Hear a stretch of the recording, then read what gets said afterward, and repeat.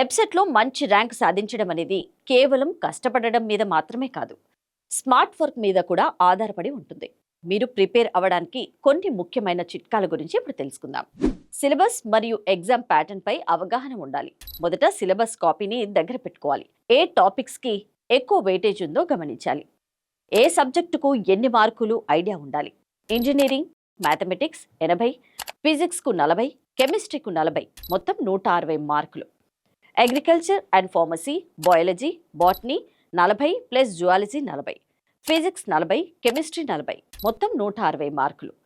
ప్రాథమిక అంశాలు ఫౌండేషన్పై పట్టు ఉండాలి. ఎబ్సెట్లో ప్రశ్నలు నేరుగా ఉండవు, కాస్త తిప్పి అడుగుతుంటారు. కాబట్టి inter text book, NCERT, state board ఇవే చాలా ఇంపార్టెంట్. మరీ ముఖ్యంగా కెమిస్ట్రీ మరియు బయాలజీకి text books line to line చదవడం చాలా అవసరం. కాన్సెప్ట్ని అర్థం చేసుకోకుండా బట్టి పట్టవద్దు. టైం మేనేజ్మెంట్ను తప్పనిసరిగా పాటించాలి. సహజంగా పరీక్షలో ఉండేది 160 నిమిషాలు.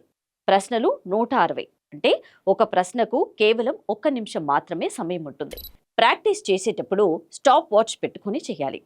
మ్యాథ్స్ ఎక్కువ సమయం తీసుకుంటుంది కాబట్టి కెమిస్ట్రీని త్వరగా పూర్తి చేసేలా ప్లాన్ చేసుకోవాలి. గత సంవత్సరంలో ప్రీవియస్ ఇయర్స్ పేపర్స్ను రివిజన్ చేసుకోవాలి. కనీసం గత 5 నుండి 10 ఏళ్ల పేపర్స్ను సాల్వ్ చేయాలి. దీనివల్ల ప్రశ్నలు ఏ మోడల్లో వస్తున్నాయో ఒక స్పష్టత వస్తుంది.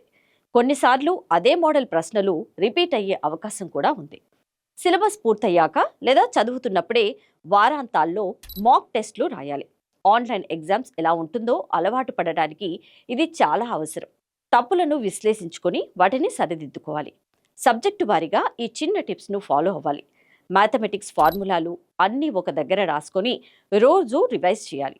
ఫిజిక్స్ ఫార్ములాలతో పాటు యూనిట్స్ మరియు గ్రాఫ్స్ పై దృష్టి పెట్టాలి.